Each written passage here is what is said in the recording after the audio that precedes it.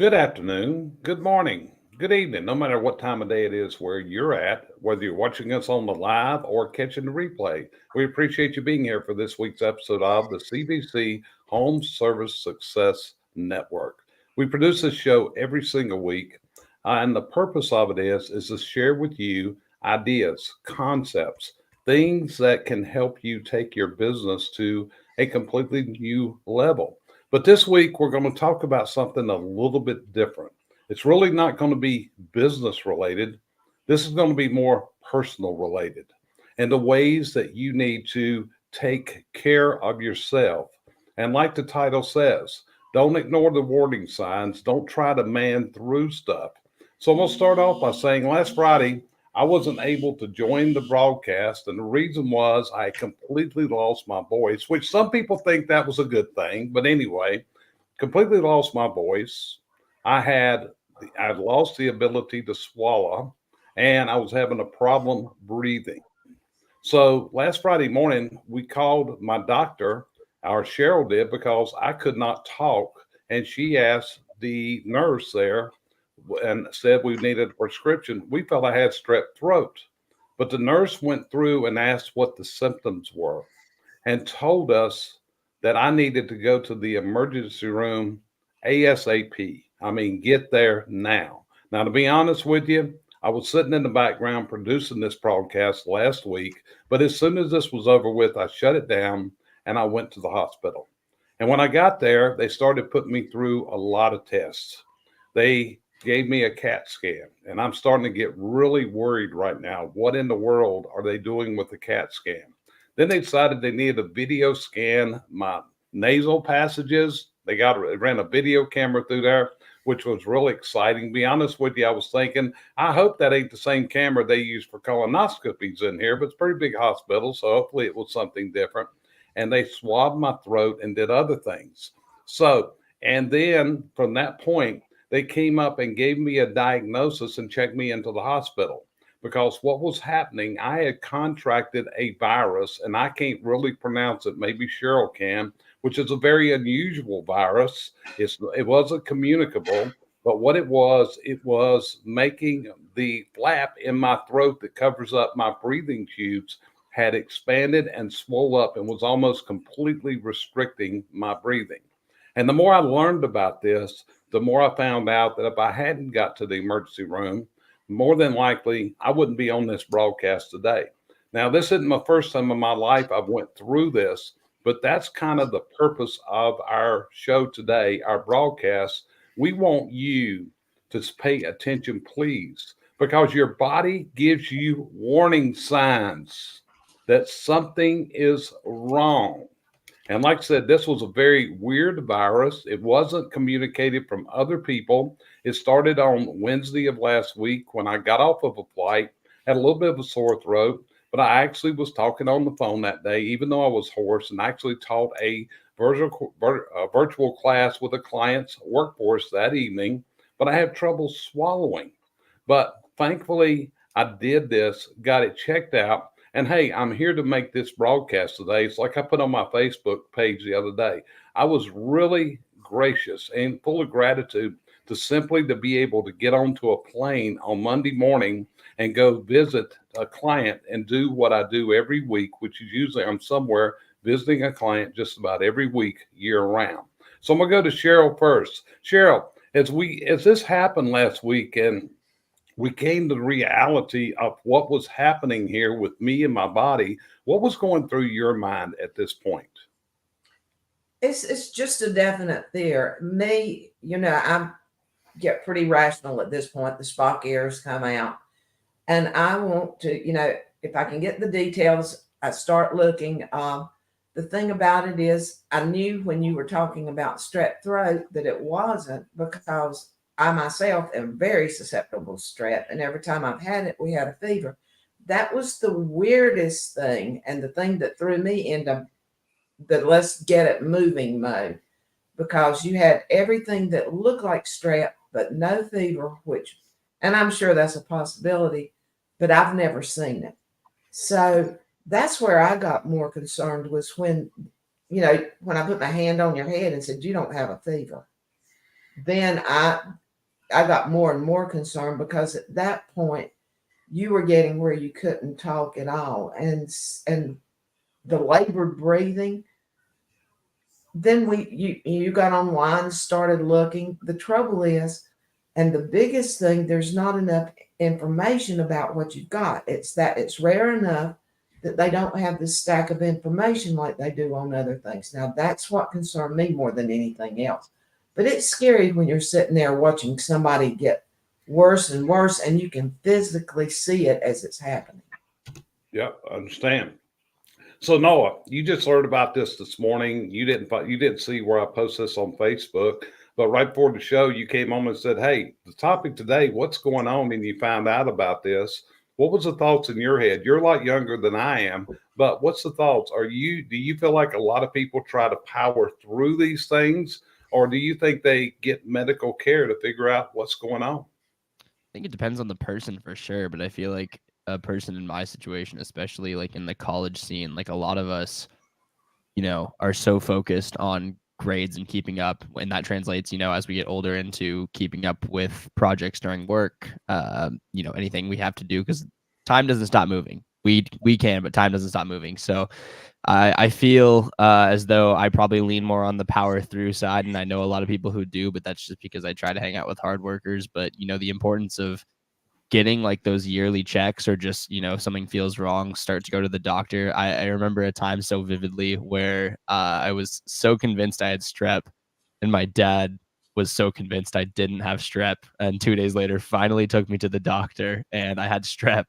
And just how apologetic he was that night, um, that he didn't just take me to get checked just in case. So I think it's so important to just go for those checks, and make sure that your body is doing okay. We had an event last week that I was working for, a gaming convention. We had a pretty big name who was supposed to come, but he had gone to the doctor about 2 or 3 weeks prior, and just went in for a routine checkup. They found a weird growth, and it was actually like a start to cancer, and Yeah. caught it really early just because he went in for that checkup. And he had that same kind of mindset of you, Jerry, of like, I need to go and promote this idea of like, you need to go and make sure that you are okay, even when everything seems okay. Like, get that yearly checkup, go and make sure that your health is something that you're prioritizing as well.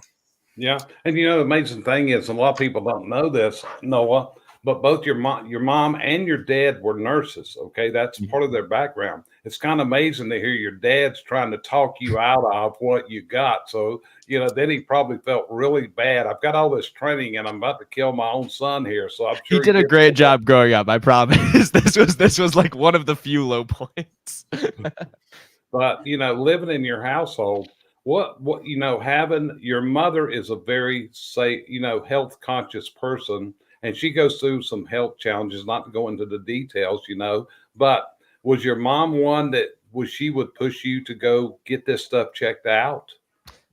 I think it was actually less on the end of getting it checked out. I mean, we would go when we needed to for sure, but I think she had a little bit more confidence than I would say some other parents would, of like, okay, my kid is, coughing, has a stomach ache, like, let's check the boxes off here, because she has the medical history and knowledge to be able to see, okay, maybe this is just like the virus that's going around, versus, okay, this is starting to seem like strep. We need to take you in purely because I already know it's strep, but we need to get you antibiotics. Yeah, yeah, and that's what they did. And to pass through this, like I said, when they checked me in the hospital, what they started doing was feeding me through IVs. They started giving me heavy dosages of steroids and also of antibiotics. In fact, I had to go through a weaning process, and I took my last steroid pill this morning to wean off of these suckers, because they do make you feel just a little bit weird out there. Got so your mom just applied in. She's watching us today. Yes, Noah's correct. I did not rush them to the doctor for every snipple. So that's good. That's good. So, Josh, as I talk about this, and last week, I think this is kind of a really good follow up to the interview you guys did with Steve Sobczak last week, and where Steve has made those changes in his own personal health and has lost all the weight and started running triathlons, 5Ks, marathons, going into battle with people of a younger age. So, what was your thoughts about this thing? Are you a guy that powers through, or do you get the medical care checkout you need? Well, I have checkups every 6 months, But I mean, I've powered through for 20 years. I mean, I've got compounding sports injuries, and, you know, mental health issues, and, you know, I get help for those. But, you know, I powered through for so many years. I'm getting the checks now. Unfortunately, we just, you know, as you guys know, we lost a really good one the other week, and my neighbor, who was only 4 years older than me. Yep, and that's a really hard feeling when you go through that, Josh. I know that one time some years ago when I was working in a print shop, I walked into the men's restroom and there was a guy laying in the floor that had just had a heart attack that ended up passing away. And I still remember he's a really good friend, all that kind of stuff, and gone just like this. And sometimes that's also what happens. These things take us out very quickly. But as I learned about this, and it made me think, what if my breathing had completely constricted while I was driving myself to the hospital that day? And how Wait, often Cheryl didn't take you? she He would tried? not let me go. Yeah, I told her, I said, I got this, I'll handle this. But looking back now, Josh, to be honest with you, that was probably pretty stupid on my part, just to be honest with you. But, you know, this wasn't my first episode of going through this, was it, Cheryl? No, we faced another one, not that, but another issue of quick and go. Right. And this was where I was sitting here one day and I was having a coaching call with a client. And all of a sudden, it was the middle of January. And all of a sudden, I got really overheated. I walked out on the deck, which was right outside my office. I had a sweatshirt on, pulled the sweatshirt off, and I just could not get cooled off. So, what I did, I went back in again and I started doing some research. And when I Googled the symptoms that I had, it said, hey, buddy, you're having a heart attack. You're having a heart attack right now. And I called 911 and I called Cheryl and I said, listen, I don't want you to get excited. So please don't lose it. But I think I'm having a heart attack and I've already called 911. What was that day like for you, Cheryl? That, you know me, I'm a control freak. That lack of control is what's so bad. And the really bad part, I'd only left the hospital about 7 minutes prior, or the house about 7 minutes prior to that. I had just got to the office. So you want to turn around and fly back through, but it's downtown Concord. You know that's not going to happen. So that takes the control out of your hands. And so it's rough. It's not as bad as the person happening to, but the person that's there that can't do anything about it. To me, that gives you a realization that life's really, really fragile and how quick it can be taken away. Yeah. And like I said, old Jerry would have just simply said, hey, I'll get over this in a little bit. For something told me you better take this one serious. And that's kind of the message here today is when your body's talking to you, it's time to take this really serious. When I posted this on my Facebook page the other day of what I was going through, I didn't post it for sympathy. I posted it for people to be aware. And the same thing we're doing this with today. We want people to be aware. Life is too short as it is to not take these chances. So, Cheryl, what was it like when you pulled up to the house where my office was and there was an ambulance sitting there? What was your thoughts as you walked in the house? By that time, I had calmed down. I deal better when the stress is there than I do after. My time came after we left to go to the hospital, truthfully. But once I saw they were working, once I got in the door, that, you know, it's bad when you're sitting there, you see an ambulance, you get in the door, you see a mass of people working on you. And again, you feel helpless. But I knew if I stressed out, that would stress you out, and somebody was going to have to be there. And so it had to be me at that point. And it did, just as I have in other circumstances. I was good until you were taken care of, put in the ambulance, and then all hell broke loose for me. Tell me about all hell broke loose. The tears, the fear, is it going to, just like you, when you said you looked out of the back of the ambulance, wondered if that was the last time you were going to see you. I was wondering, was that the last time I was going to see you when they put you in the ambulance? So the emotions start welling up, and I had to drive to the hospital, so I knew I couldn't freak out completely. But the drive to the hospital was probably one of the hardest trips I've ever made with you, because I didn't know, because I saw how you left. I didn't know how you'd be when they opened up the doors. Yeah, I understand.